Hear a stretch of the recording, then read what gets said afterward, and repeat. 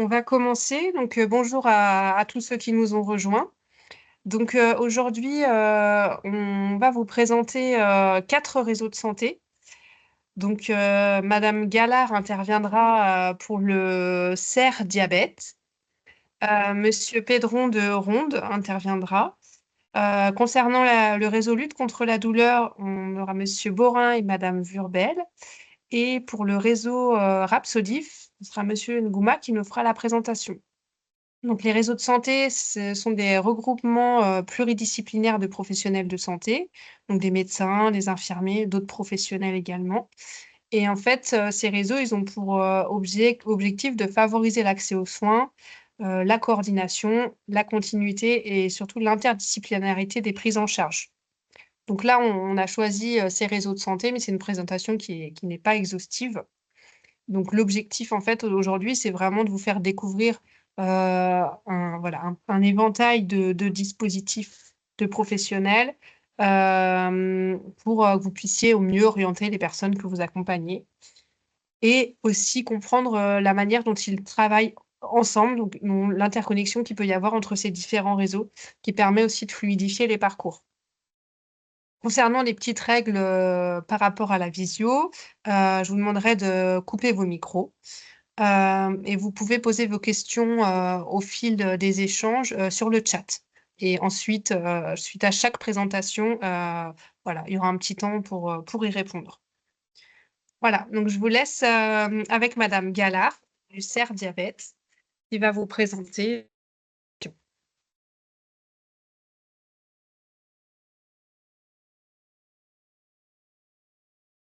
Alors, bonjour à tous et à toutes et merci Oudak de nous accueillir pour cette présentation de notre structure.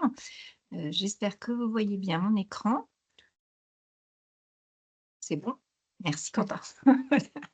Donc, la structure expertise des ressources diabète d'Île-de-France. Donc, nous sommes une structure qui intervient sur le diabète. Alors, pour reprendre un petit peu l'épidémiologie, le diabète est un enjeu majeur de santé publique. Vous avez là sur la carte une projection d'ici 2050. Donc, on parle d'épidémie, mais on peut même parler de pandémie mondiale, puisque dans l'ensemble du monde, il est prévu entre 2024 à 2050 une explosion de 45% des cas de diabète. C'est quasiment multiplié par 2. Donc, dans ce contexte, effectivement, il faut bien comprendre que cette pathologie, le diabète, c'est la première des ALD en France, c'est la plus représentée en nombre de cas. Elle représente 4,1 millions d'individus identifiés. Ça représente 6,5% de la population française, soit 664 000 cas traités en Île-de-France. La CER Diabète intervient en Île-de-France, mais ces chiffres à l'échelle de notre pays sont importants parce qu'on se repose sur les populations qui ont été diagnostiquées et qui sont classées en ALD. Il faut savoir qu'une personne sur 4 n'est pas diagnostiquée, donc on pourrait rajouter 500 000 à 1 million de diabétiques en plus. Il y a un biais aussi, puisque certains patients ne sont pas déclarés en ALD, soit parce qu'ils ne bénéficient pas actuellement d'un traitement médicamenteux, ils sont sous règles hygiéno-diététiques, soit parce qu'ils ne souhaitent pas être déclarés en ALD par choix personnel. Vous connaissez les histoires d'assurance et autres. Parmi les diabètes, le diabète le plus majoritaire est le diabète de type 2, puisqu'il représente 92% de la population diabétique. Alors, à l'échelle de la France, on a effectivement une prévalence qui est très fluctuante. Donc, il faut comprendre que l'augmentation du diabète en ALD, elle a été de 4,8% en moyenne entre 2010 et 2022, contre 2,7% pour l'ensemble des ALD. Donc, c'est une croissance rapide, on peut même qualifier de fulgurante. Les inégalités sociales et de répartition territoriale que vous avez pu observer sur la carte du monde tout à l'heure, nous, la CER Diabète, puisqu'on intervient en Île-de-France, on l'observe sur les différents départements d'Île-de-France. Donc ici, on est dans le Val-de-Marne, où on va observer un chiffre moyen de 5,74%, mais je pense que toutes les réalités qu'on observe dans tous les départements d'Île-de-France, on les a aussi dans le Val-de-Marne, à savoir que ces chiffres-là sont différents même intrinsèquement dans les quartiers, en fonction effectivement des populations auxquelles on a affaire, puisque c'est directement lié aux inégalités sociales et économiques locales. La problématique du diabète qu'on rencontre et que vous pouvez rencontrer dans vos pratiques quotidiennes, ce sont les complications inhérentes à cette pathologie. Donc, ces complications ont des prévalences sur les hospitalisations liées aux complications, mais sur quelque chose de stable, à la différence de l'évolution en ce qui concerne les plaies du pied diabétique, qui sont en croissance constante et qui atteignent des chiffres inquiétants. Cette complication, entre autres, fait partie des complications très invalidantes liées au diabète, parce qu'évidemment, elle se solde souvent par des problèmes d'amputation. 5 à 10% des personnes diabétiques seront amputées, ce qui va évidemment altérer à leur motricité et à leur autonomie. Il faut savoir aussi que du fait de la rétinopathie diabétique, c'est la première cause de cécité chez l'adulte, 8 fois plus de risques d'accident vasculaire, d'infarctus du myocarde et de problèmes cérébrales emboliques. La structure d'expertise et de ressources du diabète Île-de-France est née de juillet 2023 de la fusion des ex-réseaux diabète, Paris Diabète et Rédial. Nous sommes une association à but non lucratif, loi 1901, et financée par l'ARS. Notre public cible sont principalement les professionnels du médical, du social et les acteurs de terrain, qu'ils soient isolés ou en exercice collectif. Donc, préférentiellement les DAC, les CPTS. On va travailler avec les MSP, les CMS, les collectivités municipales, les maisons sport santé, mais aussi avec les établissements hospitaliers, les structures du sanitaire et du médico-social. Et nous développons aussi nos actions auprès de structures, d'associations précarité, comme le SAMU social, les Petits Frères des Pauvres, Emmaüs, qui sont des structures avec lesquelles nous déployons différents programmes en fonction de nos missions. Nos missions, justement, on va les regrouper sous les thématiques de 4 grandes missions: l'expertise, la prévention, l'éducation thérapeutique du patient et une grande mission qu'on va qualifier de transversalité. Alors, l'expertise, notre mission d'expertise est pilotée par un comité de développement, de recherche et d'innovation, au sein duquel on retrouve principalement des professionnels de santé, des médecins, des diététiciens, des infirmiers, des infirmières. Donc, cette expertise va s'actionner autour de 4 grands points: la formation, les projets, nos annuaires de ressources mis à disposition des professionnels du territoire et une veille documentaire et scientifique. Les formations se font principalement par le biais de notre plateforme de formation qui s'intitule Moveo. Cette plateforme est gratuite, elle est accessible à tous les professionnels du territoire. Vous pouvez y bénéficier de formations à distance, de e-learning, de replay et accéder à des focus. On propose également des formations en présentiel directement sur site auprès des structures. Donc, si vous avez un besoin de formation en lien avec le diabète, vous pouvez nous contacter directement et en fonction des besoins et des demandes exprimées, on va co-créer cette formation pour venir la proposer directement sur site. Et nous avons également une chaîne YouTube sur laquelle nous proposons des vidéos conseils d'experts qui sont des vidéos de 5 à 8 minutes maximum où on fait le point avec des experts sur une complication, les actes de dépistage inhérents à cette complication et les modalités d'action à déployer auprès des patients. Sur notre plateforme de formation, nous proposons 20 à 30 formations différentes par semestre. Ces formations, elles ont lieu soit sur l'heure du déjeuner, soit en soirée. La durée est variable selon le contenu, de 1h30 à 3h. Elles ont pour vocation d'augmenter votre expertise sur le diabète, de vous proposer de participer à des échanges de pratiques, d'actualiser vos recommandations diabète, sensibiliser et informer tous les publics. Alors, il faut savoir que nous travaillons beaucoup en partenariat avec les réseaux qui sont présents et qui vont se présenter juste après moi. Donc, par exemple, avec le réseau Ronde, nous avons créé des formations qui s'appellent Diabob, qui ont fait le lien entre diabète et obésité, qui sont des formations auxquelles vous pouvez vous inscrire dès maintenant via Moveo, qui sont des formations assez courtes, c'est une trentaine de minutes à 1 heure sur différentes thématiques. Toutes les formations qui ont été proposées en 2025 vont être sous forme de replay libre de droit et seront accessibles dès 2026. Avec le réseau LCD, nous avons monté une formation qui s'appelle « Les douleurs chez les patients diabétiques » et qui sera proposée le mardi 4 novembre sur l'heure du déjeuner. Alors, la veille documentaire et scientifique que nous proposons sur notre site internet, donc elle est réalisée par des équipes de veilleurs qui sont un peu constants au niveau de la serre et une cellule de veille documentaire et scientifique. On va vous proposer des articles, des recommandations officielles, des liens des focus et des documents. Donc, directement sur le site de la SER, vous pouvez faire une recherche par mots-clés et trouver soit les articles, soit les liens, soit des petites fiches focus qui résument les grandes thématiques, par exemple sur l'index glycémique, l'indice DOMA ou toutes ces notions sur lesquelles on peut vouloir clarifier un peu son savoir. Les thèmes vont être variés. On va parler de diabète aussi bien de type 1, de type 2, de diabète gestationnel, des complications, de l'ETP, de la santé mentale. Elles sont uniquement à destination des professionnels puisque notre action est tournée exclusivement vers les professionnels. Dans le domaine de la prévention, on va intervenir selon les niveaux de prévention. On proposera des actions différentes, pardon. La prévention primaire et secondaire, la prévention tertiaire. On peut également venir en appui à la mise en place d'actions ou participer à des campagnes d'information, de sensibilisation ou d'éducation. Alors, la différence que vous connaissez peut-être, en prévention primaire, on s'intéresse à tout public. C'est prévenir l'apparition de la maladie, réduire les risques. Donc, c'est des campagnes de prévention sur lesquelles on peut vous accompagner pour monter ces campagnes. On n'a pas de financement dans ce cadre-là, puisqu'effectivement, l'ARS ne finance pas la prévention primaire.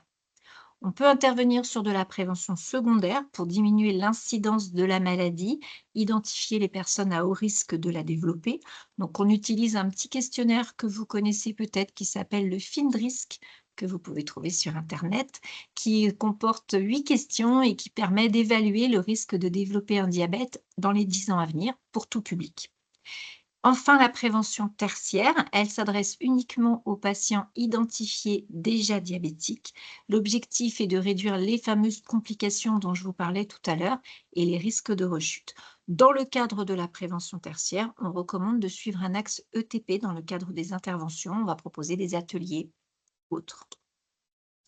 Nous proposons également de l'éducation thérapeutique patient. Donc, nous disposons d'un programme à destination des patients diabétiques de type 2, qui est un programme modulable et adaptable que l'on peut déployer auprès de structures.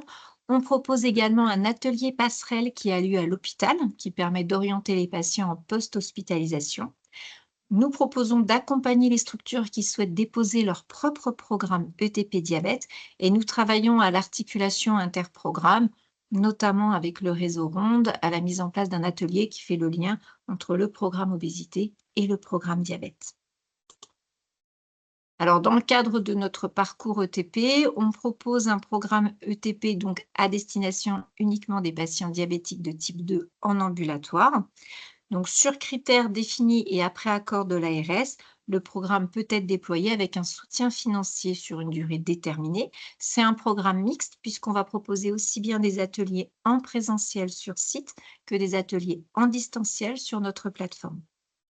Et on accompagne les structures qui souhaitent déposer leur propre programme ETP. Donc, après identification des ressources, diagnostic des besoins du territoire, on assurera les réunions périodiques avant et après le dépôt de programme. Pour vous dire un mot de l'ETP, l'ETP est à destination des structures qui disposent de professionnels formés à l'ETP 40 heures. Après diagnostic des besoins en termes de besoins de patients, de professionnels et de la structure et identification d'une cohorte de patients diabétiques.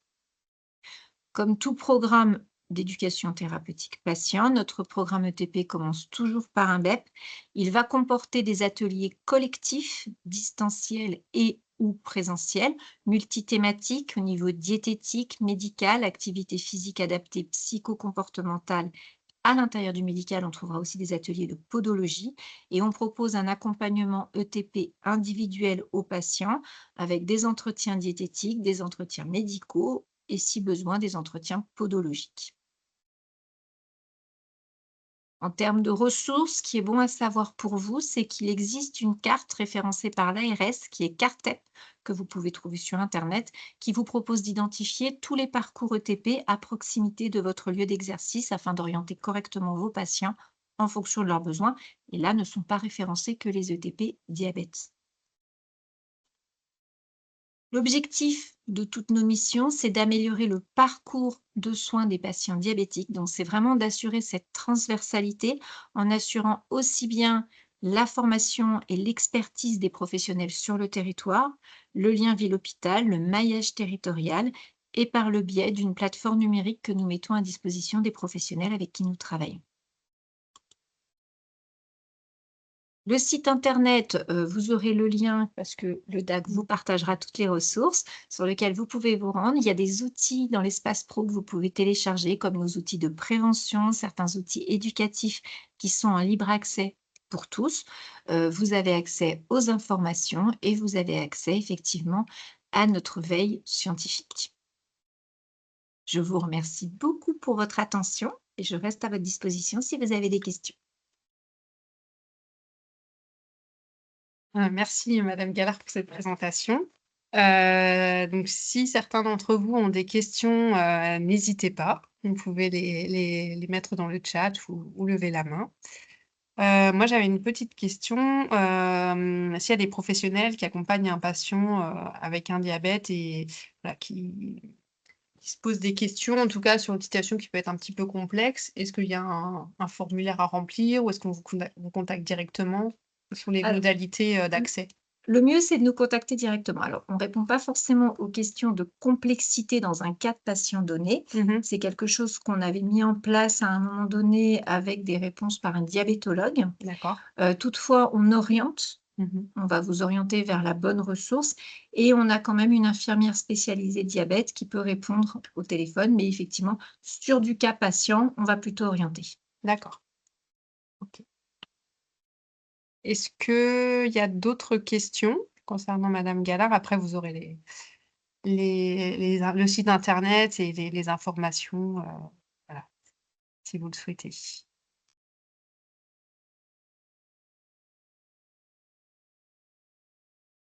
Du coup, on va passer au réseau Ronde. Donc on a vu qu'il y avait quand même du lien et des ateliers qui étaient construits, entre les réseaux.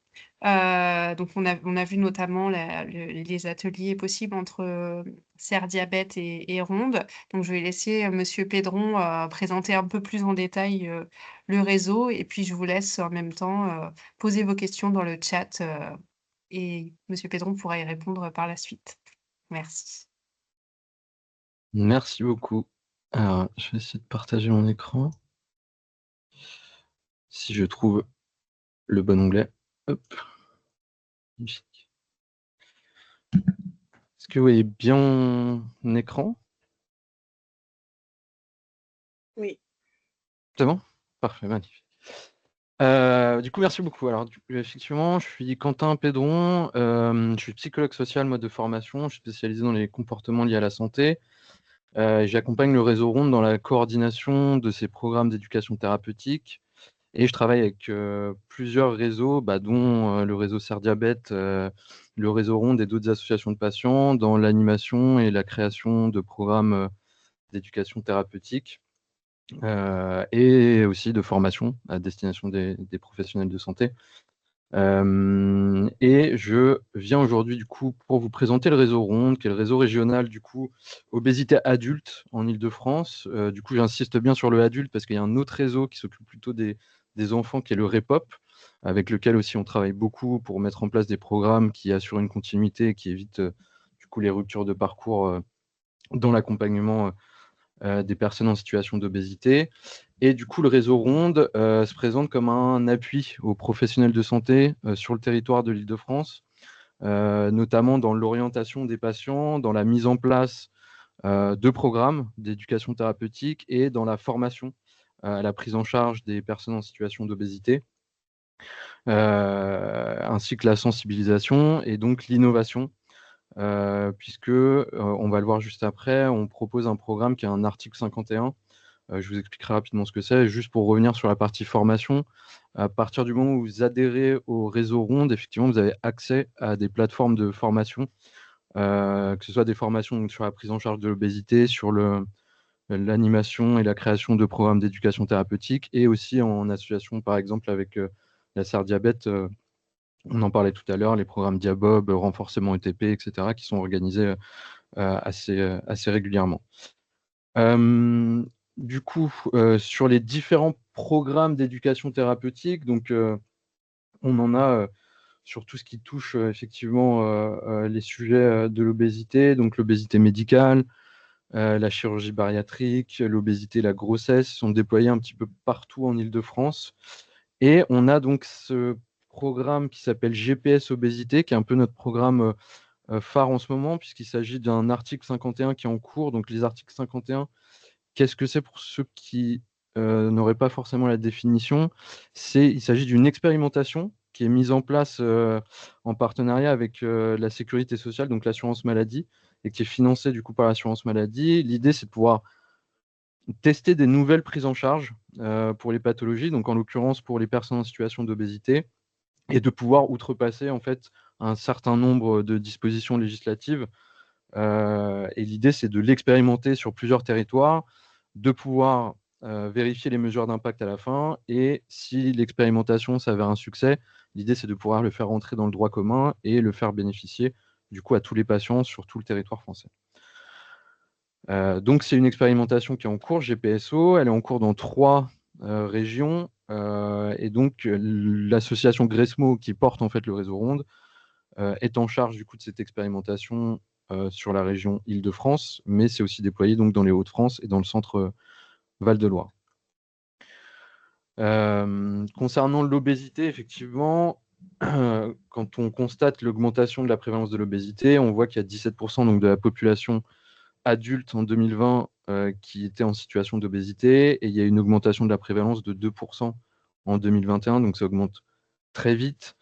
L'obésité, c'est une maladie chronique, c'est pas forcément reconnu par tout le monde comme ça aujourd'hui, puisque les gens ne sont pas forcément formés sur le sujet, et c'est une maladie qui s'aggrave tout au long de la vie. Que les gens perdent du poids ou pas, ils restent en fait du coup dans cette situation d'obésité. L'OMS du coup indique aujourd'hui qu'un Français sur 2 est en situation soit de surpoids, soit d'obésité, et pourtant seulement moins de 10% en fait des Français consultent leur médecin pour des problèmes de poids. La plupart du temps, ils vont les voir pour d'autres choses, pour le diabète, pour le cholestérol, pour d'autres sujets, mais ils vont pas les voir pour des sujets de poids, et du coup, les médecins ne prennent pas en charge l'obésité dans sa globalité. Il y a beaucoup de problèmes d'orientation, puisque les professionnels de santé, souvent, ne savent pas trop vers qui orienter ces patients-là, qu'est-ce qu'ils peuvent leur proposer, en lien du coup avec cette maladie chronique. Et donc l'idée de GPSO, c'est de pouvoir pallier à ça, et d'où le nom justement de GPSO, donc GPS obésité. L'idée, c'est d'avoir un appui pour l'orientation de ces patients. L'idée, donc, c'est ça, vous allez voir que ça ressemble beaucoup au programme d'éducation thérapeutique classique, sauf que là, on va être sur un accompagnement sur 2 ans du patient par une équipe pluriprofessionnelle.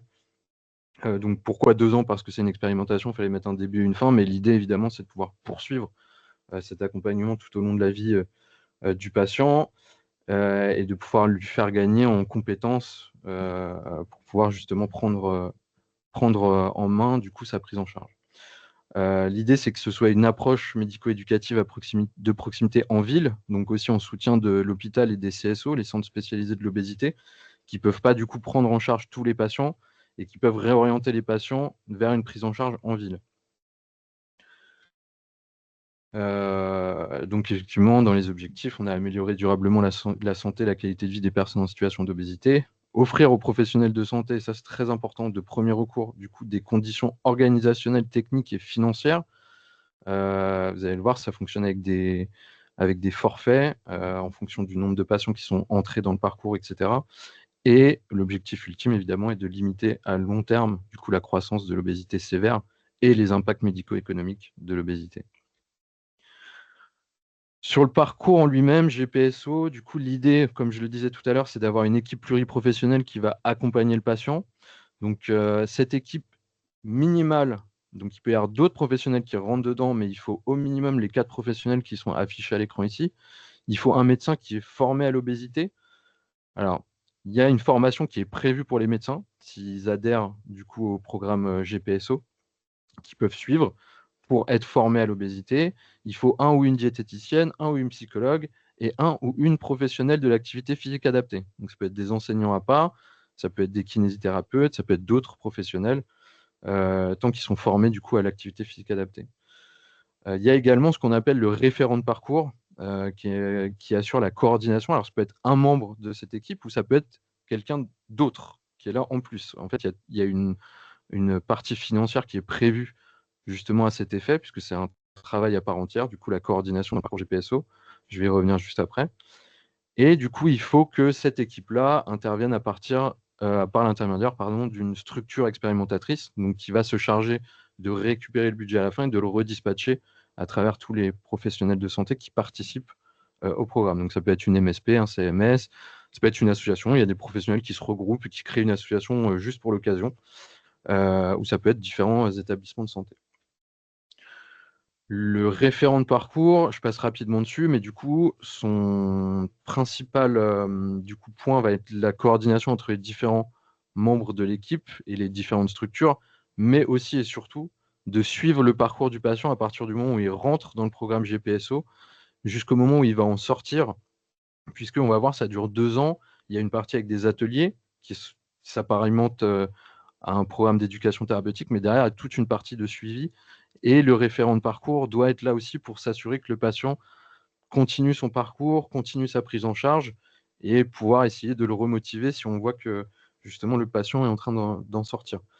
Donc effectivement, c'est indiqué à l'écran, c'est rémunéré parce que c'est une activité à part entière. Donc c'est rémunéré et assez bien rémunéré d'ailleurs dans le programme GPSO puisqu'on sait que c'est un travail qui prend beaucoup de temps. Les professionnels de santé, du coup, qui peuvent participer, ils peuvent être dans le public, dans le privé, libéral, salarié. On a essayé de faire justement au plus large. Ils peuvent être dans des exercices isolés, regroupés dans des MSP, CMS, etc. Ça change pas grand-chose. Après, c'est juste des questions administratives pour la rémunération, mais c'est une autre question. Et les professionnels, du coup, doivent être formés à l'abord de la personne obèse, à la posture d'éducation thérapeutique. Alors, il faut que dans l'équipe, il y ait au moins une personne qui soit formée éducation thérapeutique sur le format 40 heures, qui est la formation classique. Et les autres doivent avoir l'intention au moins de se former. Mais il faut au moins qu'il y ait une personne avant de pouvoir lancer le programme GPSO. Tous les professionnels ont accès à un programme de sensibilisation, donc à une formation en ligne qui est sous forme de capsules et de format à la carte, donc sur la prise en charge de l'obésité. Et il y a un webinaire qui est organisé à peu près tous les 2 ou 3 mois, qui doit être fait par les médecins. Donc c'est un webinaire d'1h30 qui est assuré du coup par le docteur Monique Romont, qui est spécialisée dans la prise en charge de l'obésité et qui va du coup former les médecins à la fois à la prise en charge de l'obésité et à leur rôle dans GPSO, parce qu'ils ont un rôle vraiment très important dans l'accompagnement de ces patients. Alors le webinaire est ouvert à tout le monde, mais il est indispensable pour les médecins. Côté administratif, on a essayé de faire le plus simple. Il y a simplement une charte d'adhésion à l'expérimentation, une convention de participation, pardon, on fera un petit peu les mots, mais une convention de participation à l'expérimentation, et on peut démarrer directement du coup un programme GPSO dans un endroit. Donc c'est à destination des patients adultes qui ont plus de 18 ans, qui ont un IMC au-dessus de 30 ou entre 25 et 30 avec une prise de poids récente ou des comorbidités. Et évidemment, les patients motivés, puisqu'on sait qu'il y a pas mal de pertes, que ce soit dans tous les programmes d'éducation thérapeutique. Donc on essaye de s'assurer avant de la motivation du patient. Et s'il n'est pas encore prêt, on va du coup essayer de voir avec lui si on peut mettre en place plutôt des entretiens motivationnels ou du groupe de parole, histoire de l'amener du coup à être prêt à entrer dans ce programme. Il y a quelques critères d'exclusion, je vais passer rapidement dessus. Je vous laisserai les revoir plus tard. Mais pour rentrer justement sur le déroulé de ce programme, alors comment ça fonctionne? Vous allez voir qu'il y a plusieurs couleurs. Ça a trait au forfait qu'on va voir juste après. Donc c'est la modalité de financement de ce programme. Donc tout commence en fait par un bilan médical. Donc c'est pour ça que je vous disais que le médecin est très important dans ce programme précisément, puisqu'il faut que le patient rentre dans le programme GPSO par le biais du médecin via un bilan médical. Donc c'est une consultation longue qui est rémunérée pour le médecin, où du coup il va revenir avec le patient sur l'historique de sa pathologie, sur sa motivation aussi, et sur l'intérêt que pourrait avoir du coup le programme GPSO pour lui. À la suite de quoi le patient passera par un bilan éducatif, donc un BEP, comme dans les programmes ETP classiques, pour voir où est-ce qu'il en est de ses compétences, les objectifs qui se fixent, etc. Et ensuite, le patient va rentrer dans ce qu'on appelle le parcours collectif ou le parcours individuel. Et donc là, on arrive dans une part qui s'apparente donc au programme ETP, puisque ce sont des ateliers il y a 8 ateliers en tout qui sont proposés avec un certain nombre de thématiques et qui sont du coup pensés avec une logique du coup de progression et qui permettent aux patients à la fin normalement d'avoir toutes les compétences nécessaires pour assurer sa prise en charge à la suite et de se fixer des objectifs. Et du coup, on va lui faire passer ensuite un autre bilan éducatif final, dans lequel on va lui proposer une partie orientation et suivi. Donc, en fonction des besoins et des possibilités du patient, des rendez-vous réguliers, donc avec son ou sa diététicienne, son ou sa psychologue si besoin, si par exemple il y a des troubles du comportement alimentaire ou autres sur lesquels il faudrait travailler, et des rendez-vous évidemment avec le médecin. Et ça pendant 18 à 24 mois, à la suite de quoi il y aura un bilan médical final qui marquera la sortie du patient du programme GPSO. Et donc voilà, et du coup l'ensemble du programme dure à peu près 2 ans, parfois un petit peu plus pour certains patients, en fonction de la mise en place des ateliers, combien de temps ça a pris, etc. Et donc on peut le voir, on a différentes couleurs ici et un certain nombre de forfaits en bas, et du coup c'est là où il y a une différence par rapport à d'autres programmes. Ce programme-là est financé par forfait. Je m'explique, un forfait est dû à partir du moment où un patient démarre une partie du programme. On peut voir ici, par exemple, toute la partie en bleu correspond au forfait bilan. À partir du moment où un patient va passer un bilan médical avec son médecin et sera rentré dans le programme GPSO, l'entièreté du forfait bilan sera due pour ce patient. Même si le patient arrête, même si le patient sort, l'entièreté du forfait sera due. Pareil pour le forfait éducation collective, qui sont des ateliers en groupe. À partir du moment où un patient est venu au premier atelier, donc à la première séance, l'entièreté du forfait sera due, même s'il ne vient plus après, même si au bout de 2 ateliers, il arrête, etc. Pourquoi on a négocié ça? Justement pour que les professionnels de santé qui assurent l'animation de ces ateliers ne se retrouvent pas lésés à la fin. C'est-à-dire que si à la fin, il y a 2-3 patients qui sont sortis, ils ne vont pas être moins rémunérés, ils vont être rémunérés au même titre que s'il y avait eu l'ensemble des patients qui avaient fait tous les ateliers. Pareil pour le forfait éducation individuelle. Donc là, c'est des ateliers en individuel avec les patients. Ce sont on va le voir juste après, je pense qu'on en parle, mais du coup, ce sont des séances individuelles d'activité physique adaptée, de psy ou de diète qu'on peut proposer aux patients qui présentent de grandes difficultés ou qui ont des profils un peu atypiques.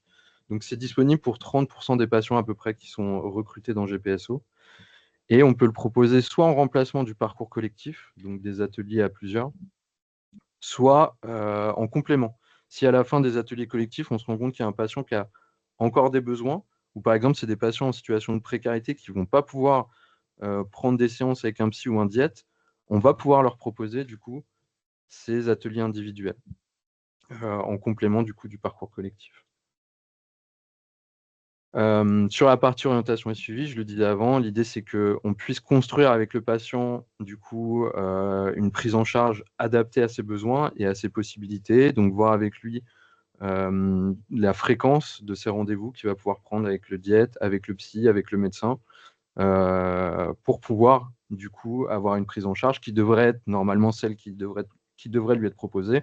Mais l'idée, c'est de lui faire passer par ces ateliers avant, d'une part pour qu'il en prenne conscience, et d'autre part pour que ça vienne de lui, qu'il ait la volonté et la motivation suffisante, et les compétences aussi pour pouvoir accomplir ses objectifs.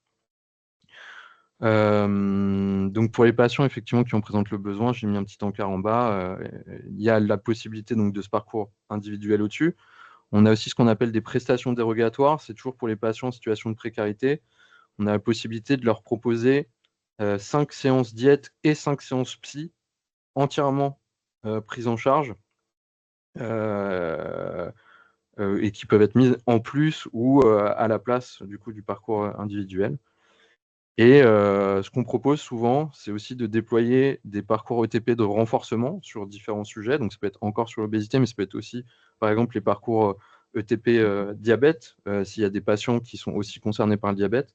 Pour maintenir la motivation des patients, on peut mettre aussi en place des groupes de parole qui permettent aux patients de se revoir, de voir aussi entre eux où est-ce qu'ils en sont, s'ils ont des difficultés, etc.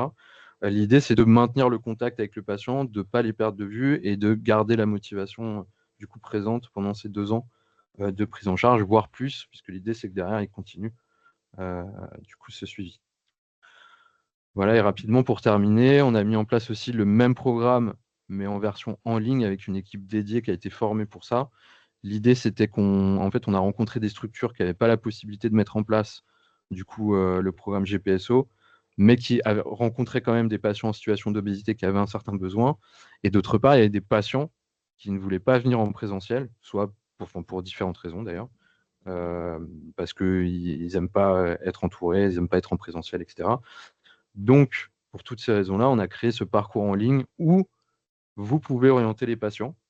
Que vous mettiez en place du présentiel ou pas, il n'y a pas de souci. Si vous rencontrez des patients en situation d'obésité, vous pouvez leur proposer de rentrer dans IGPSO. À ce moment-là, il faudra juste faire le bilan médical, bilan éducatif, nous prévenir, et nous, on va l'inclure du coup dans un IGPSO, et du coup, il pourra faire les ateliers en ligne depuis chez lui, et du coup, venir en présentiel avec vous, simplement pour les bilans et pour le suivi derrière, la mise en place du suivi.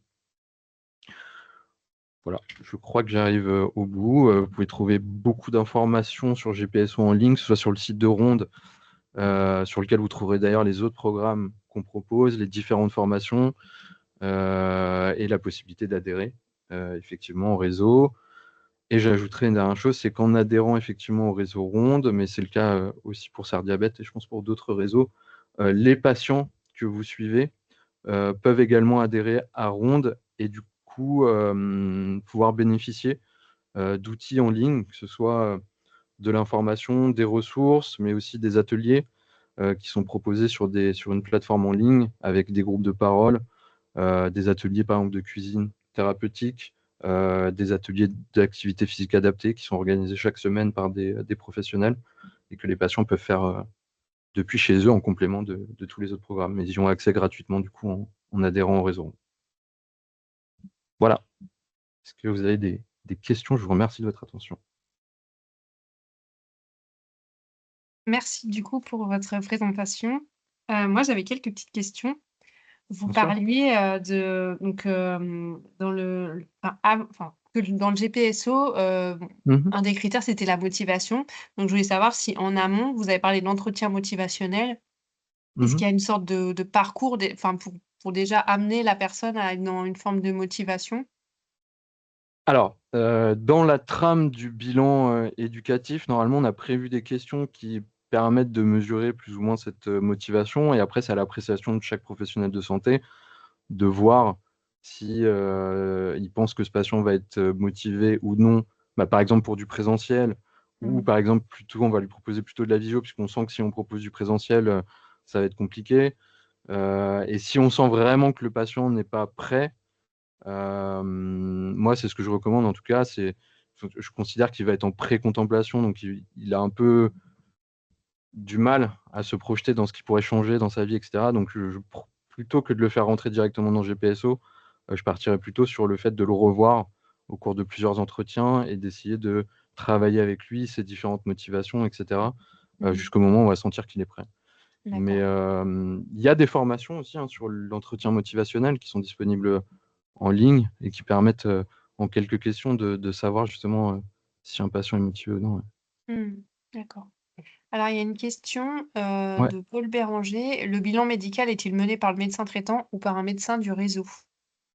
Alors, le bilan médical, ça peut être le médecin traitant du patient qui le réalise, mais il faut qu'il signe une convention de participation à GPSO, puisque sinon ça ne va pas être pris en compte comme un bilan médical de GPSO. Donc, soit c'est le médecin du coup qu'on va recruter entre guillemets dans l'équipe GPSO qui va passer le bilan médical, soit ça peut être le médecin traitant du patient, mais à ce moment-là, il faut rentrer en contact avec lui et lui demander de signer la convention du coup de participation à GPSO pour pour qu'on puisse d'une part prendre en compte le bilan médical dans l'expérimentation et aussi qu'il puisse être rémunéré dans le cadre de l'expérimentation. D'accord. Il y a madame J'espère que ça répond à la question. oui. Oui. Il y a madame Aval Anne qui demande, Mm. jusqu'à quand l'expérimentation est prévue? Alors, l'expérimentation se termine en 2026 pour la première partie. Donc, tous les patients qui sont recrutés jusqu'en 2026 vont pouvoir bénéficier des 2 ans d'accompagnement. Mais à partir de 2020, j'ai plus le mois exact, Mais en 2026, il va y avoir un arrêt des recrutements, le temps qu'il y ait les mesures d'impact. Et en fonction du temps que ça va prendre, on ne pourra plus recruter de patients dans le cadre de l'expérimentation, mais en fonction de l'enveloppe qui reste, les professionnels seront prévenus du coup du nombre de patients qu'ils pourront encore recruter en fonction de ce qui reste en fait dans l'enveloppe de l'expérimentation. Mmh. Il y a combien d'équipes à peu près qui ont mis en œuvre ce parcours? C'est une autre question. J'ai pas le chiffre en tête, mais on commence à en avoir beaucoup en D'accord. Ile-de-France. Alors, sachant Et qu'il faut savoir qu'au départ, c'était déployé que dans le 91 pendant oui, les 3 premières années. Et en fait, depuis 2 ans, ça s'est ouvert du coup à toute l'Île-de-France. Donc, c'est aussi là où on a fait appel à moi et à d'autres personnes pour aller coordonner ça dans les autres départements. Donc, on a ouvert beaucoup dans le 92, à Paris aussi. 93, il y en a beaucoup qui s'y sont mis. Et là, mmh, moi, je suis en train de batailler pour que dans le 78, ça se fasse. d'accord. Et Et dans dans le le 94, quatre-vingt-quatorze? il y Oui, a quelques équipes, ouais. Il y a quelques équipes qui le font. Je pense à Ivry directement, parce que à Ivry, j'ai participé en tant que psychologue aux ateliers. Mais je n'ai pas les chiffres exacts, je pourrais vous les donner peut-être. mmh. C'est vrai Est-ce que que j'ai pas vous pensé à avez le mettre dans la présentation. est-ce que vous avez une liste justement d'équipes du Ouais, 94 que vous pourriez nous oui, oui, transmettre? oui. Alors, je sais pas si c'est sur le site de Ronde ou le site de GPSO, mais normalement, il y a une carte avec les équipes, à voir D'accord. si elle est à jour. Mmh. Mais en tout cas, vous pourrez voir une carte normalement avec toutes les équipes qui déploient aujourd'hui GPSO. Ouais. OK, et du coup, il y a une question, à savoir si le parcours, il est possible, en individuel à domicile, pour des personnes qui peuvent pas se déplacer et qui utilisent pas le numérique? Alors, le parcours individuel, normalement, c'est prévu que pour le présentiel. Le parcours en ligne, du coup, c'est IGPSO. Si je reviens avant, voilà, c'est IGPSO. Donc, il y a le parcours en ligne qui est prévu, c'est que sur les ateliers Mmh. en groupe, du coup. Donc, les D'accord. personnes qui sont en incapacité de se déplacer, qui utilisent des possibles individus. Ah oui, j'avais mal compris la Ouais, question. oui, Je viens de la oui. lire. D'accord. Individuel à domicile. C'est une bonne Est-ce que question. l'équipe C'est se vrai que, déplace? Oui. ouais, ouais, je n'ai jamais eu le scénario, donc j'ai pas envie de dire de bêtises. Mmh. Il faudrait que je me renseigne là-dessus. C'est vrai que je crois que j'ai jamais eu le cas encore, de D'accord. professionnels qui se déplacent à domicile chez les patients, dans le cadre de GPSO en tout cas. Mmh. Donc, alors je sais pas si Paul Béranger, mais si vous voulez, je reviendrai vers vous avec cette réponse, parce que même moi ça m'intéresse. C'est vrai que si on peut proposer ça, ce serait intéressant. OK. Oui, bonjour, je me permets. Oui. J'en profite effectivement parce qu'au DAC, on rencontre régulièrement des gens qui sont en incapacité de se déplacer. Ouais. Et donc, du coup, ma question venait par rapport à ce type de personnes. Est-ce qu'ils peuvent accéder à ce type de programme alors que, notamment du fait d'un poids très important, ils sont en incapacité physique de sortir de chez eux, quoi. Ouais, ouais, je comprends. C'est vrai que pour ces personnes dans ces situations, on avait pensé du coup au programme IGPSO, mais c'est vrai que s'ils n'utilisent pas des solutions en ligne, je vous cache pas que j'ai jamais eu le scénario encore de pro de santé justement qui se déplacent à domicile faire les séances individuelles. Mais je peux poser la question. Moi, de mon point de vue, j'y vois aucun souci, puisque ça reste des séances individuelles. Mmh. Mais je préfère pas vous dire de bêtises en vous disant Ouais. que À c'est le voir cas. éventuellement avec les équipes sur le secteur s'ils le font ou Mmh. pas, s'ils ont la possibilité.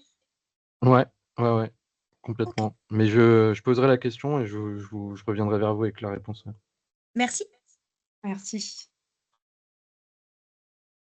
Voilà. Si, j'avais juste une autre question. Quand vous parliez des Ouais. forfaits, c'est que Mhm. c'est des forfaits qui sont pris en charge par la sécurité sociale, Ouais, dans c'est la ça, c'est l'assurance totalité? maladie. Ouais, C'est d'accord. l'assurance maladie qui finance ça dans le cadre de l'article 51, donc de Oui, l'expérimentation. d'accord. Et donc, c'est les forfaits qui ont été négociés. Et si je reviens dessus, alors il faut savoir que tout ce qui est dans les petites lignes ici, c'est à titre indicatif. C'est ce que nous, on a estimé pour chacune des lignes, etc. Mais dans la réalité, en fait, la structure expérimentatrice donc, qui reçoit l'argent et donc l'équipe GPSO est totalement libre de reverser comme elle le souhaite, du coup, le forfait. En fait, D'accord. la structure expérimentatrice va recevoir, par exemple, 360 € pour un patient. Mmh. libre à l'équipe de négocier même entre eux, etc. Bah, moi, je pense que par exemple, la coordination, ça prend plus de temps, donc, D'accord. etc. Ok. Donc, il n'y a pas de visu là-dessus. Enfin, c'est pas contrôlé, etc. D'accord. C'est- Une dernière question avant de passer à la suite. Est-ce que la CEPAM finance le transport? Le transport des patients, vous voulez Ouais. dire? Ouais. Il y Par a biais. Nous, on avait mis un petit bout de frais de déplacement, Ouais. effectivement. Ok. Mais donc, ça dépend effectivement des patients et de leurs possibilités et du coup des financements. D'accord. Les bons de transport sont-ils possibles? Alors, les bons de transport en eux-mêmes sont pas pris en compte dans l'expérimentation GPSO, mais effectivement, il y a cette partie frais de déplacement qu'on peut débloquer. Et après, à voir si les patients sont éligibles à des bons de transport, ça, je ne sais pas du tout. D'accord. Bon. Bah, je vous remercie. On va du coup Merci à vous. laisser la place au réseau de lutte contre la douleur avec Madame Vurbel et Monsieur Borin qui vont nous expliquer les missions de ce réseau. Je vous laisse la parole. Je partage le document.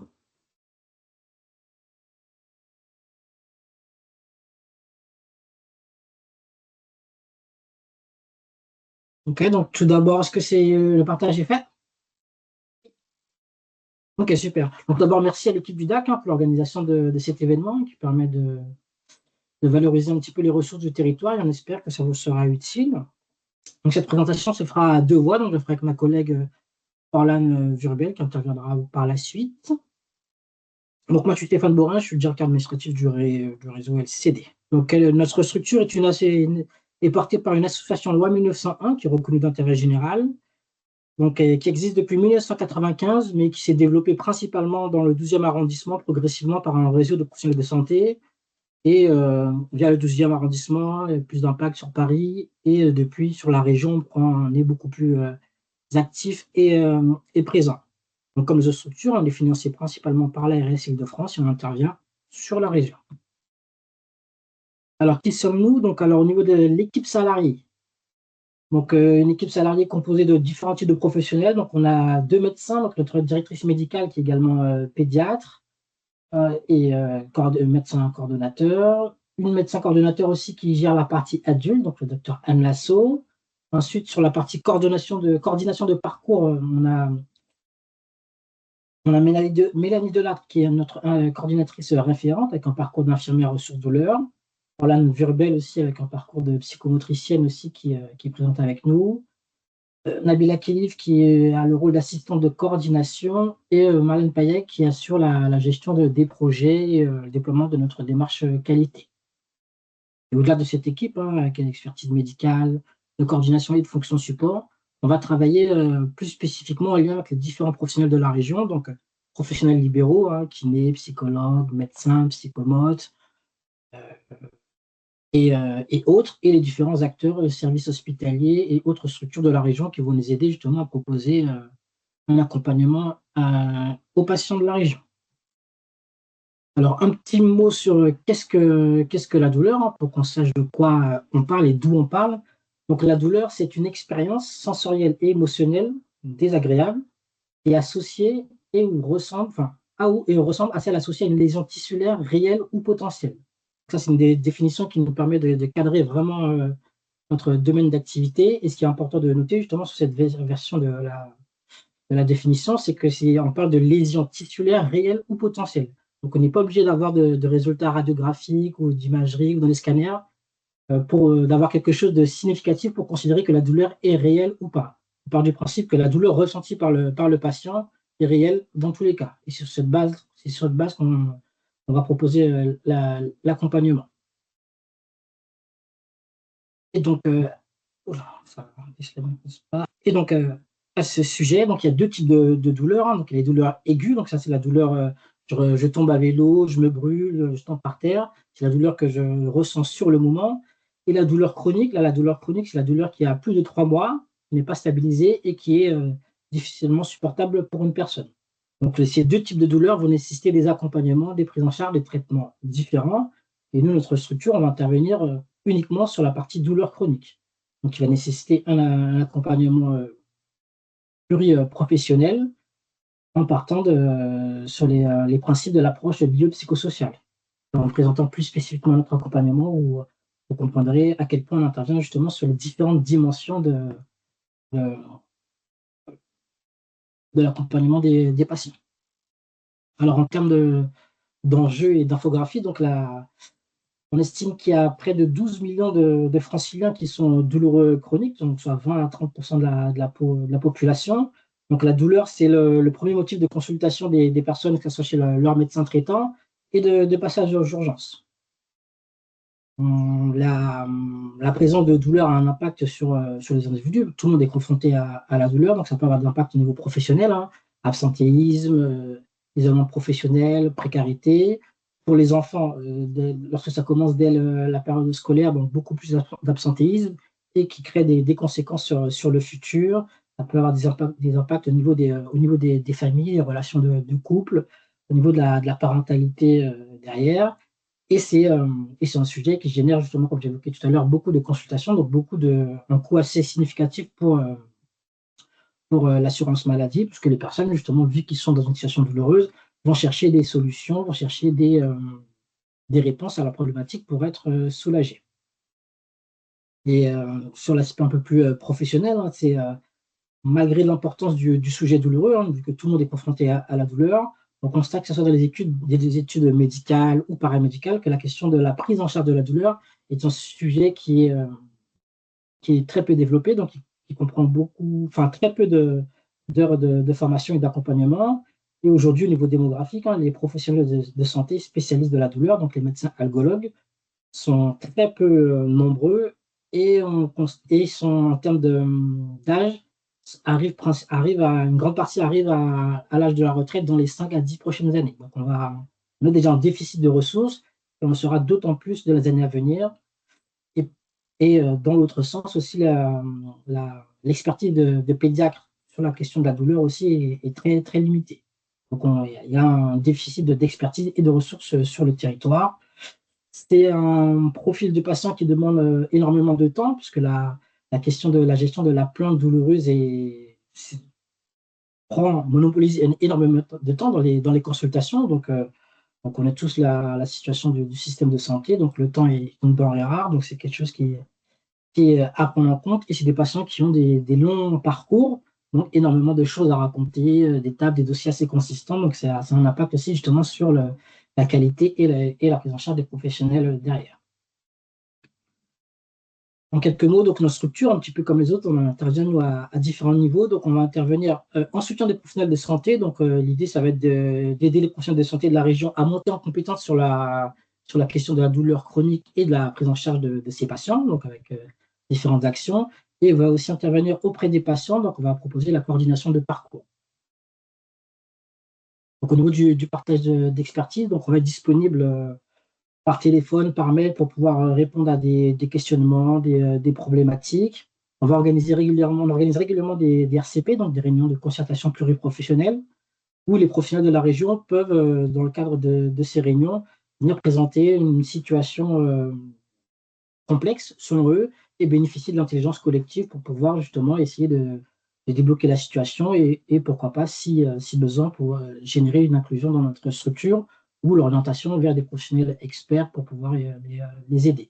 Donc, on a un calendrier annuel qu'on met à disposition et on organise ces RCP parfois le midi, parfois le soir, afin de pouvoir toucher le plus de personnes possible. Et on les organise principalement en visio aujourd'hui, pour faciliter l'accès à tout le monde. Donc après, au niveau de la coordination de parcours, donc je ne vais pas m'attarder sur cette slide, puisque Orlan la détaillera un petit peu plus précisément, mais voilà, on propose un parcours coordonné de 15 mois. L'idée, il y a différents échanges, rencontres et ressources, essayer d'aider le patient à mieux comprendre ses douleurs et mieux vivre avec derrière. Quelques mots. Dans l'idée aussi de favoriser le lien entre les professionnels, donc on va organiser différents groupes de travail, on va accompagner les projets de structure aussi, donc s'il y a des MSP, des DAC ou des CPTS qui ont des projets liés à la douleur chronique, même des services hospitaliers, donc on va se rendre disponible pour pouvoir soit les aider à développer leurs ateliers d'éducation thérapeutique, soit les sensibiliser sur le sujet, soit les aider à monter des projets, de la documentation, des actions de communication. On participe aussi à des événements qu'ils organisent. Donc là, c'est vraiment selon les initiatives et les besoins. On va participer voilà, à des rencontres, on va organiser des rencontres entre professionnels de la région ou sur des territoires spécifiques. On a une journée annuelle de partage là, qui se déroule le 12 décembre, où là, on invite des partenaires pour faire des interventions, des conférences. On fait aussi des ateliers dans ces journées pour pouvoir vraiment aider tout le monde à prendre du recul sur la question douloureuse et voir comment on peut essayer de grandir collectivement. Et après, dans les différents congrès, événements, on peut intervenir aussi pour des conférences, pour la tenue de stands, pour euh, informer, sensibiliser, que ce soit les professionnels ou les patients. On va aussi toujours accompagnement des professionnels de santé, donc organiser des sensibilisations, des webinaires. Donc on a le prochain qui se déroule demain à midi de mémoire ou à 13h sur les dysménorrhées, mais vous aurez les informations par la suite. On finance la formation à l'éducation thérapeutique aussi, donc, parce qu'on a certains ateliers, on en développera tout à l'heure, mais on va animer en interne, mais la plupart de nos ateliers sont animés par des partenaires de la région, des santé libéraux. Donc on va contribuer au développement de l'expertise en éducation thérapeutique en finançant la formation aussi à des partenaires qui sont intéressés à collaborer avec nous. Et aussi, on va faire de la communication avec notre newsletter, notre site internet, nos réseaux sociaux pour diffuser des articles et du contenu pour aider tout le monde à avoir un petit peu plus de visibilité sur ce qu'on fait, comment on le fait et partager la montée en compétences de tout le monde. Donc, on va rentrer sur les infos liées aux patients. Donc, Orlane, tu peux y aller. On va faire un petit zoom du patient, comment ça marche. En fait, il faut qu'il soit inclus par son médecin traitant et ou son médecin spécialiste. Il y a notre dossier d'inclusion qu'on peut retrouver sur notre site internet. Il suffit juste de nous l'envoyer soit par mail, soit par courrier par la suite. Donc, il peut être envoyé directement par le médecin ou par le patient. Pour les critères d'inclusion, donc il faut que le patient vienne d'Île-de-France, qu'il ait des douleurs chroniques, donc qui durent depuis plus de 3 mois, qu'il soit en capacité à s'engager pour l'accompagnement et à partir de 6-7 ans et jusqu'à 99 ans, jusqu'à ce qu'il puisse être autonome. Excusez-moi, je me permets de vous couper, on vous entend pas très très bien. Ah, je sais pas si. Parler plus fort sinon. Ouais. Est-ce que c'est mieux? Un petit peu. Je continue et si ça va pas, j'irai chercher des écouteurs ou quoi. Ouais. Non, mais là, c'est un peu mieux. C'est bon? C'est mieux. Bon, bah, oui. Du coup, j'ai besoin de reprendre ou ça va? Je pense que ça va. Hein. Ok, parfait. Du coup, une fois que le patient nous a recontacté avec le dossier d'inclusion, on va lui transmettre un autre dossier qui s'appelle le dossier douleur. Donc, c'est là pour avoir un peu plus d'informations sur ces douleurs, qui est rempli par le patient lui-même. On peut avoir aussi ces informations grâce au questionnaire en ligne qui se trouve directement sur notre site internet. Donc, comment ça marche le parcours du patient? Une fois qu'il est inclus au sein du réseau, on va le rencontrer en consultation d'évaluation et d'orientation. Donc, ça se fait en binôme avec le médecin douleur du réseau et une coordinatrice. Ces consultations, elles se font soit en visio, soit en présentiel. À la fin de cette consultation-là, on envoie un compte-rendu aux professionnels de santé qui gravitent autour du patient, avec son accord évidemment. À la suite de ça, on va organiser du coup le bilan éducatif partagé. Ça se fait en général quelques jours après la consultation, au téléphone pour les adultes et en visio pour les enfants. Ça dure 45 minutes à 1 heure. L'objectif, c'est vraiment de trouver ensemble l'objectif, le ou les objectifs du parcours et de co-construire ça avec le patient en fonction de ce qu'on pourra lui proposer pour la suite. Justement, cet accompagnement, il est assez divers parce qu'on a tout un programme d'éducation thérapeutique qu'on va pouvoir proposer aux patients, mais on va aussi pouvoir lui proposer de faire des relèves vers d'autres structures et le réorienter si besoin. On peut mettre en place avec lui un suivi avec une kinésithérapie ou faire des évaluations psychologiques pour compléter en fait la consultation d'évaluation et d'orientation qu'on aura fait en amont. Et tout ça, ça se fait du coup pendant les 15 mois d'accompagnement du patient. Durant ce parcours-là, 3 à 4 fois durant son parcours, on va organiser des consultations paramédicales de suivi. L'objectif, c'est vraiment de faire des bilans, en fait, pendant le parcours avec le patient pour savoir, bah, où est-ce qu'il en est, s'il a pu mettre en place les différents outils qu'on a pu, trouver ensemble et voir un petit peu comment ça se passe. Et à la fin de l'accompagnement, on transmettra, du coup au médecin, traitant, et ou incluant, un bilan pour, lui dire ce qu'il en est, le tenir au courant et une dernière consultation, de paramédicale de suivi pour faire le point avec le patient. Au niveau des ateliers, d'ETP qu'on va pouvoir proposer, donc on est sur l'approche biopsychosociale. Donc on va proposer aux patients des ateliers pour comprendre un petit peu les mécanismes de la douleur, comment ça fonctionne.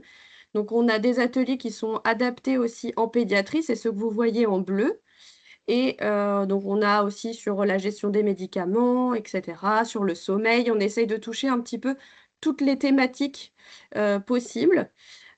Pour tout ce qui est approche psychocorporelle, on va proposer aux patients de l'apprentissage de techniques de relaxation, de la mise en place d'ateliers de remise en mouvement avec, différentes approches, avec de l'APA, de la marche, en plein air et cetera et pour tout le côté social, on va avoir, des groupes de parole, après des ateliers, spécifiques avec, comme l'arbre de vie ou raconte-moi, qui sont vraiment utilisés avec une technique particulière de l'approche narrative.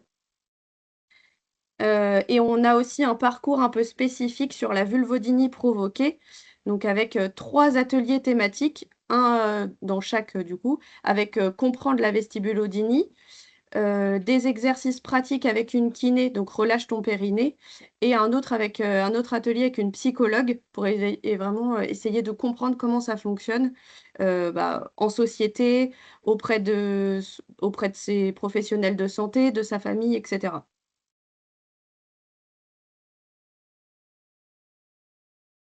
Du coup, pour les professionnels de santé, donc Stéphane en a déjà un petit peu parlé tout à l'heure, mais on propose à tous les professionnels de santé d'Île-de-France de participer de différentes manières, au sein de notre réseau.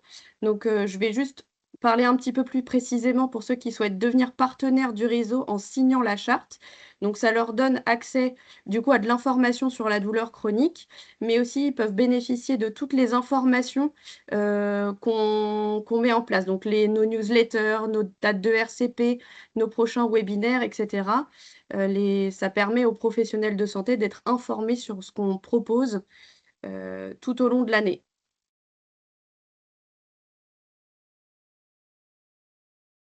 Je voulais juste qu'on prenne un petit exemple d'un cas clinique. Là, en l'occurrence, je voulais vous présenter le cas clinique de madame T. Donc c'est une patiente qui est âgée de 49 ans, qui vit en couple avec un enfant. Donc elle s'est présentée au sein du réseau, elle était en arrêt maladie et elle souhaitait, se reconvertir professionnellement parlant. Elle a été incluse au sein du réseau en septembre 2023 par son médecin rhumatologue, parce qu'elle avait un syndrome douloureux chronique de type de fibromyalgie, qui évoluait depuis 4 ans avec une allodynie diffuse et des troubles du sommeil.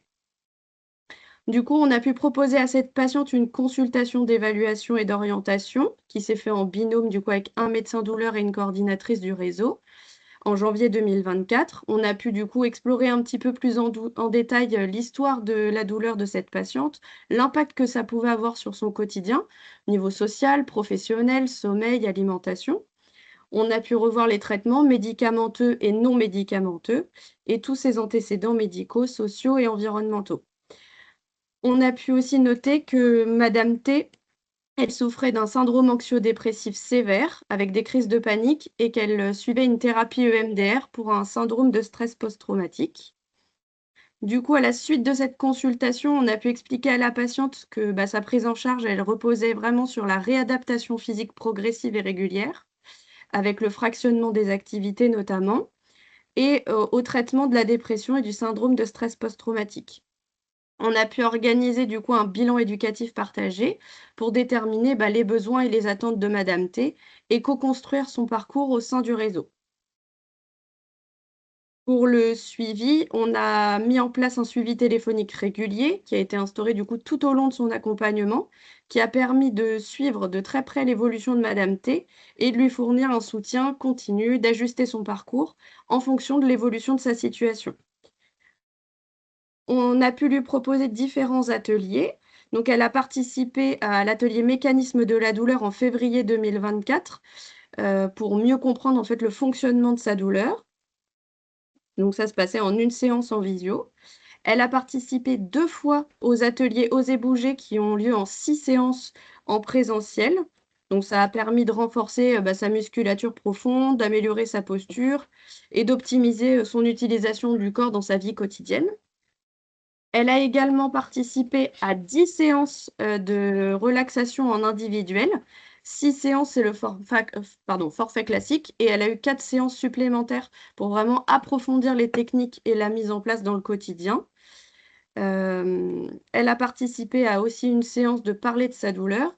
Donc là, l'objectif, c'était vraiment en groupe d'échanger, sur comment est-ce qu'on discute avec son professionnel de santé, sa famille, de ses douleurs, parce que c'est pas évident, pour les patients. Et l'atelier Raconte-moi, c'est un atelier donc un peu particulier où l'objectif, c'est vraiment de vivre une expérience ludique et créative, pour aborder la douleur différemment. En plus de tout ça, on a pu l'orienter, vers l'hôpital Rothschild pour une prise en charge de ses acouphènes en acupuncture.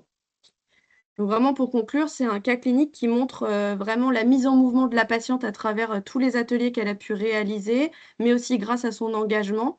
Elle a acquis vraiment une meilleure compétence de une meilleure compréhension de ses douleurs et elle a mis en place des stratégies d'autogestion via la réadaptation physique ou même les exercices de relaxation. Et on a pu, mettre en place tout ça grâce à l'approche globale et fait par l'équipe de coordination au sein du réseau. On vous a juste mis une petite carte avec les acteurs, du territoire sur le 94 pour, la prise en charge de la douleur. Donc, les différents hôpitaux qui prennent en charge la douleur avec des consultations ou des centres de traitement de la douleur. Voilà, juste le Chic de Créteil, c'est uniquement de la pédiatrie et Gustave Roussy, donc c'est uniquement pour le traitement du cancer. Et en plus de ça, je vous ai mis une petite épingle en rose, qui représente du coup APA de géant, donc pour l'APA, qui intervient sur le 94 en général puisqu'ils font aussi de la visio, mais ils ont, principalement une salle à Saint-Maur-des-Fossés et le réseau aussi Endo-IDF avec la filière sud qui intervient sur tout le 94 pour, tout ce qui est endométriose.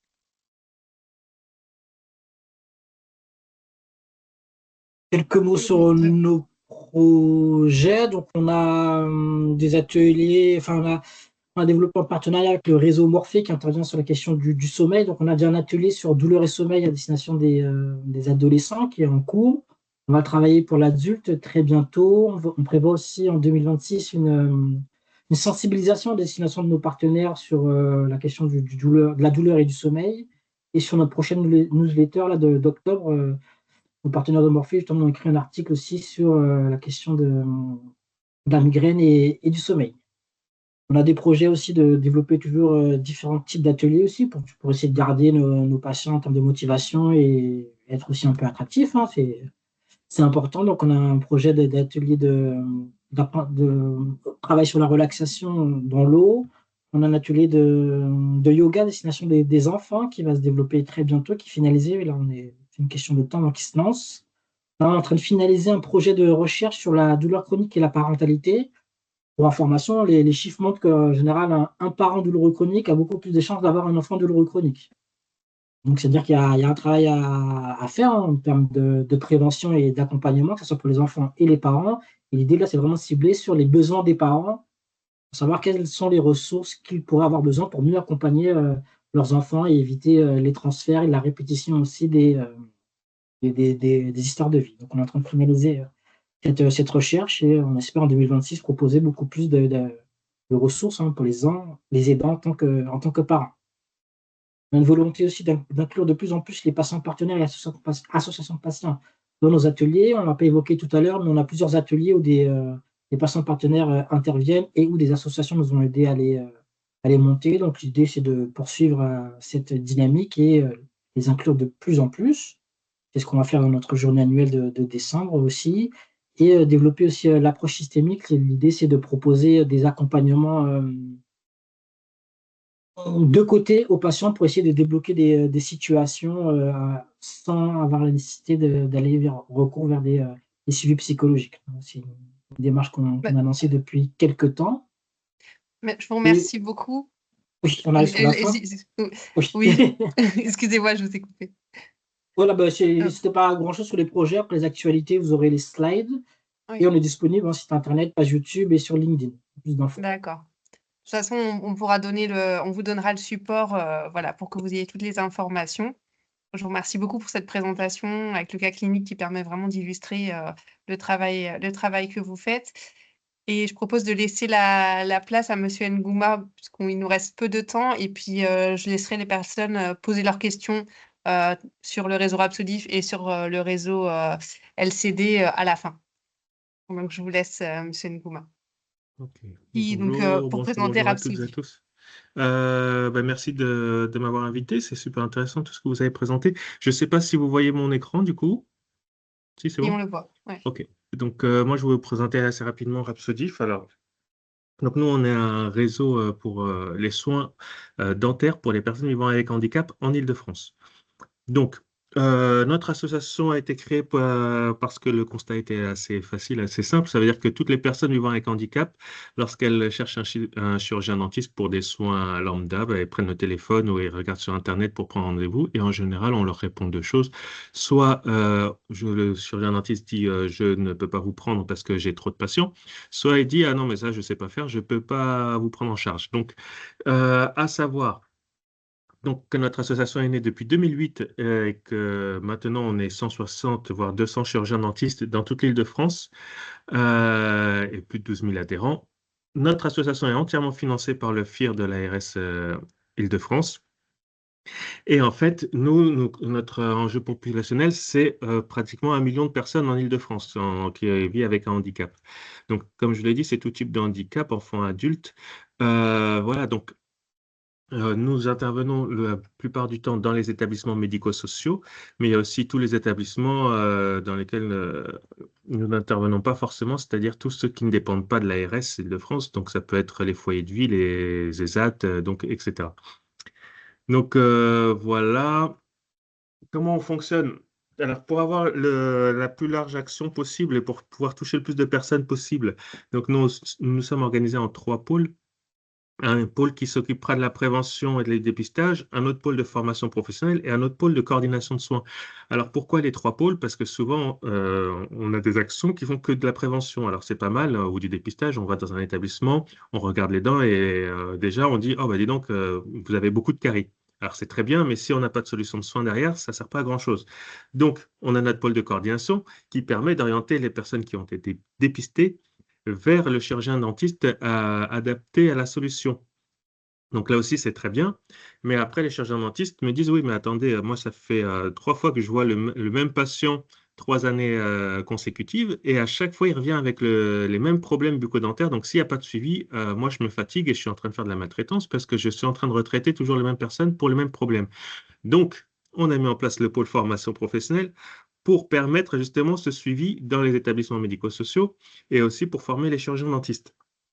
Donc, si je vais dans le détail, quand on fait de la prévention, ça veut dire quoi? Ça veut dire que l'on va dans les établissements, on fait des dépistages. Ça, je pense que vous avez compris. Mais aussi, on organise des sensibilisations aux aidants familiaux. Donc, on a plusieurs dates qui sont ouvertes dans l'année pour tous les aidants familiaux qui veulent pouvoir faire du suivi d'hygiène bucco-dentaire avec leurs proches.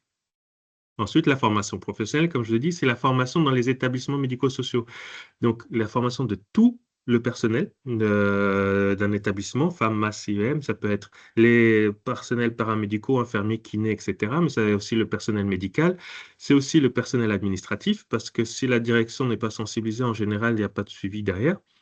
Et c'est aussi tout le reste de personnel, de l'accueil, etc. Parce que l'accueil d'une personne vivant avec handicap, vous vous en doutez bien, est super importante. Et on aura beau essayer de mettre en place une politique de bonne santé orale, si on est mal accueilli, forcément, ça ne va pas aider à cette mise en place. Et la direction doit forcément s'engager pour que la politique, juste pour que les gens en fait comprennent que sans une bonne hygiène bucco-dentaire, sans une bonne santé orale, on n'aura jamais une bonne santé globale parce que ça impacte trop la vie de tous les jours. Donc voilà. Donc face à la réponse des chirurgiens dentistes qui nous disent bah, moi je ne sais pas faire, on a organisé des formations pour les chirurgiens dentistes et les assistants dentaires. Alors, c'est quelque chose qu'on entend très souvent, mais que l'on comprend aussi parce que la formation initiale des chirurgiens dentistes, en général, n'a pas été faite pour les personnes vivant avec handicap. Ça veut dire que beaucoup de chirurgiens dentistes sont formés, mais n'ont pas eu dans leur cursus initial une sensibilisation aux personnes vivant avec handicap ou aux personnes âgées.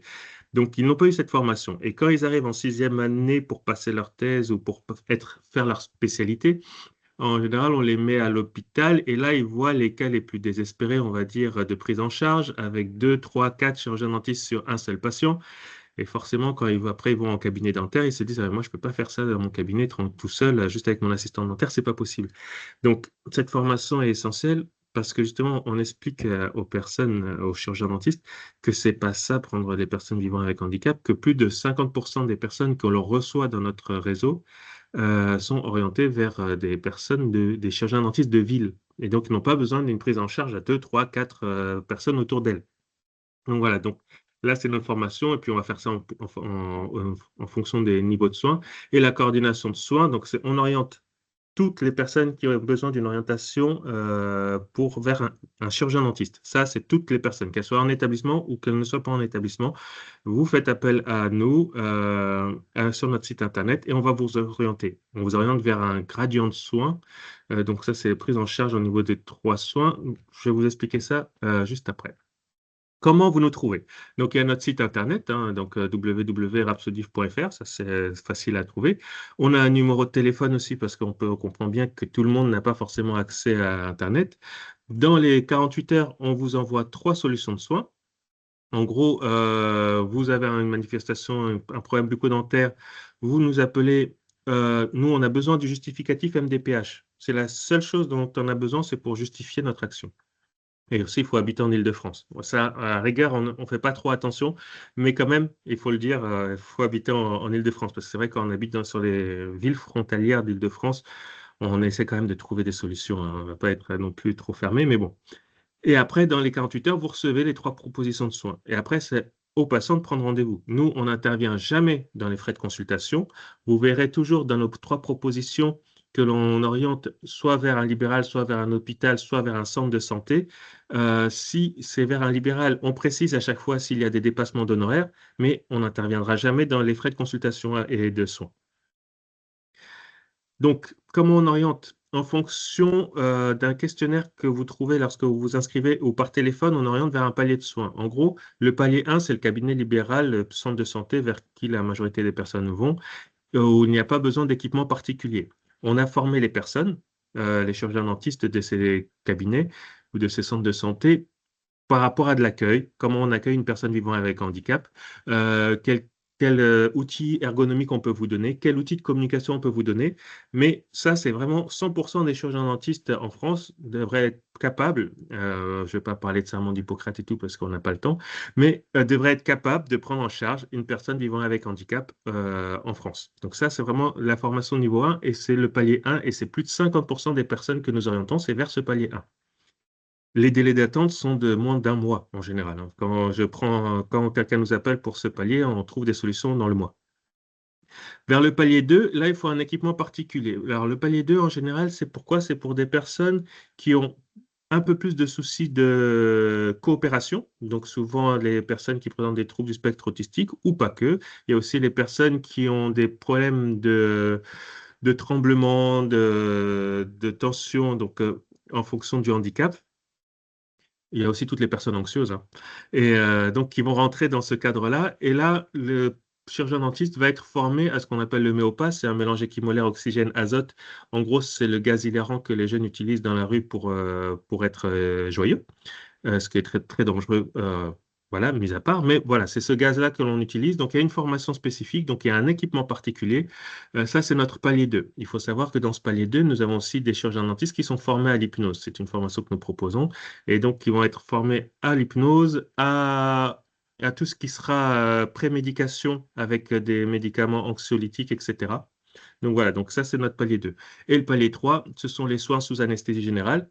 Alors, les soins sous anesthésie générale, ça concerne deux types de personnes. Ça concerne les personnes qui ne supportent pas le méopa ou qui vraiment, lorsque l'on essaie de communiquer ou d'avoir une coopération, c'est trop compliqué. Et on se dit, OK, là, le chirurgien dentiste va aller vers le palier 3. Pour le palier 2, on est à 3 mois de délai d'attente maximum. Pour le palier 3, on est entre 6 mois et 1 an d'attente. Pour l'anesthésie générale, parce qu'il n'y a pas beaucoup de blocs en Île-de-France et que voilà, c'est pas quelque chose de très commun. Donc, je vous disais, il y a deux types de personnes. Il y a les personnes vraiment difficiles au niveau comportemental, mais il y a aussi toutes les personnes, lorsqu'on arrive dans un établissement, et que l'on a des personnes qui ont 35 ans et qui n'ont jamais vu de dentiste. Et forcément, l'état bucco-dentaire est assez catastrophique. Et là, il y a beaucoup de soins à faire, parfois en urgence. Et dans ce cas-là, on ne va pas demander aux patients de venir 6 fois, 10 fois, 11 fois au cabinet. Le chirurgien dentiste va prendre un rendez-vous en anesthésie générale pour faire beaucoup de soins d'un coup. Donc, c'est quelque chose d'assez lourd. Mais nous, notre politique, c'est que lorsque une personne n'a jamais testé le palier 2, on envoie quand même vers le palier 2 avant d'aller en anesthésie générale. Ça réduit les délais. Et ensuite, une fois que la personne est partie en anesthésie générale, on essaie de la faire sortir de l'anesthésie générale. C'est-à-dire qu'on ne va pas l'envoyer tous les ans en anesthésie générale. Ce n'est pas l'objectif. L'objectif, après, c'est qu'on puisse faire de l'habituation aux soins et que la personne passe au palier 2, voire au palier 1. Donc tout ça, c'est sur nos formations. Ça, c'est un petit rappel parce que tout le monde doit le savoir et c'est super important, c'est qu'il y a une prise en charge particulière de la sécurité sociale pour tout ce qui est frais bucco-dentaires pour les personnes vivant avec handicap. Alors je dis bien personnes vivant avec handicap parce que souvent on me dit, oui, mais alors j'ai une personne qui a Alzheimer, qui a 80 ans, est-ce qu'elle peut bénéficier de ça? Alors j'ai envie de vous dire que normalement non, mais en fait si, parce que la sécurité sociale, pour l'instant, ils ne font pas trop attention. Donc, et ils ne l'ont pas vraiment précisé. Donc, pour l'instant, il y a des remboursements au niveau des départements, donc il faut en profiter. C'est quand même une revalorisation pour les soins dentaires qui est importante, parce que ça peut être 100 euros par acte. Donc, à chaque fois que le patient va chez un chirurgien dentiste, qu'on va lui faire une radio, qu'on va lui faire un petit détartrage ou quelque chose, il y aura déjà une majoration de 100 euros pour le chirurgien dentiste, voire 200 euros lorsqu'il y a plusieurs rendez-vous d'affilée où on sait qu'on va faire plusieurs actes. Ce qui est intéressant aussi là-dedans, ce sont les séances d'habituation. Le fait que pour un patient de pouvoir aller dans un cabinet dentaire et que le chirurgien dentiste essaie juste d'amener le patient jusqu'au fauteuil. Parce que ça peut prendre du temps. Et bien ça, c'est codifié. Donc, le chirurgien dentiste peut prendre 23 euros par séance d'habituation. Il y en a 5 par patient par an. De toute façon, si on arrive à 5 séances d'habituation pour le même patient, en général, c'est qu'il faut passer au palier supérieur. On passe au homéopath ou à l'anesthésie générale. Mais voilà, c'est quand même une prise en main importante pour que le patient puisse s'habituer au lieu, à la blouse blanche, aux odeurs, au bruit, etc. Donc vraiment, ça, c'est quelque chose de très important sur la sécurité sociale. Et après, voilà, je crois que c'est le truc. Une chose que vous voyez maintenant en publicité à la télé, j'ai vu, c'est très bien, il y a le MT Dent qui est sorti pour tout le monde de 3 ans à 24 ans. Donc, il faut savoir que le MT Dent, c'est une prise en charge annuelle d'un bilan bucco-dentaire. C'est pour tout le monde de 3 ans à 24 ans. Donc, ça aussi, on peut en profiter. Et il y a une revalorisation en plus pour la personne vivant avec handicap. Donc, il faut aussi, faut pas avoir peur d'aller faire ce bilan bucco-dentaire. Voilà.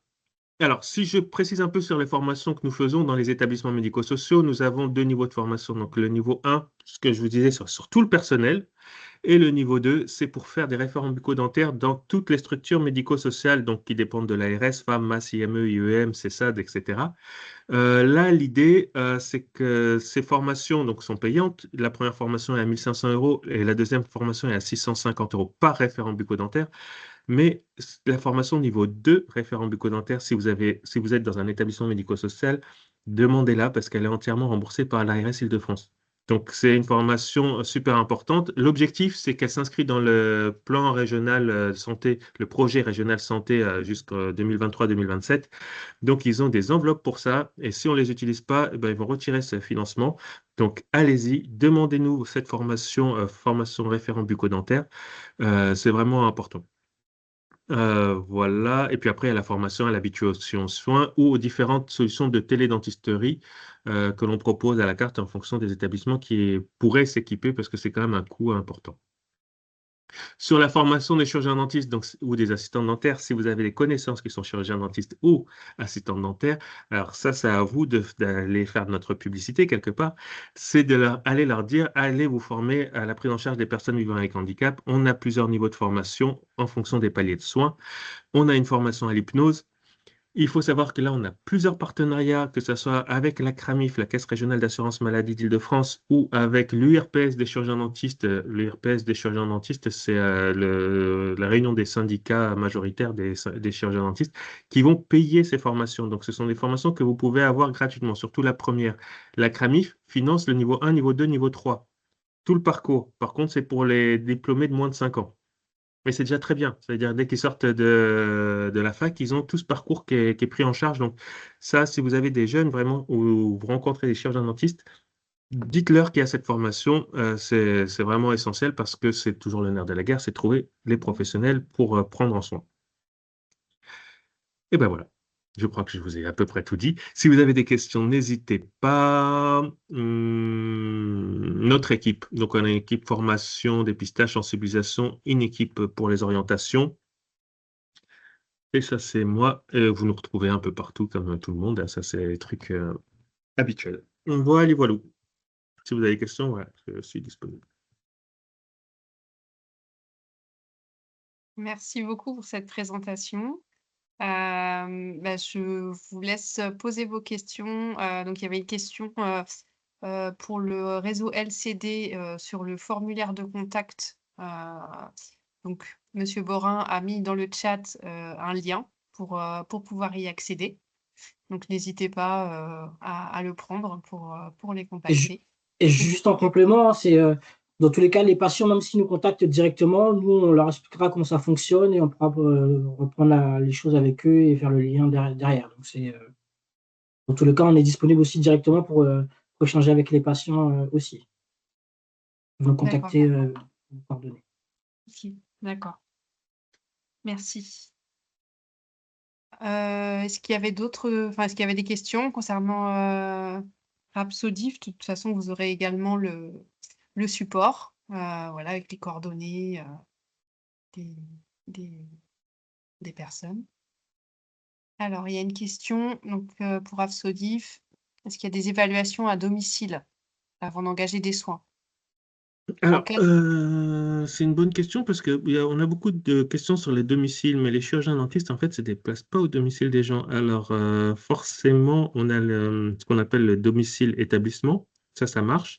On peut aussi organiser des campagnes avec des mairies, des villes ou la MDPH ou le CREIF, par exemple, où on fait des dépistages, etc. Et dans ce cas-là, on fait une évaluation, mais on va pas au domicile des personnes. Ça n'existe pas encore.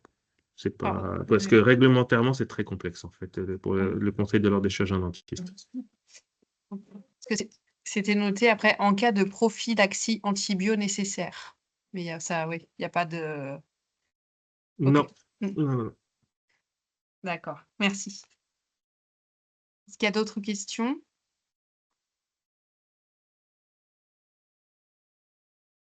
Non? Bon.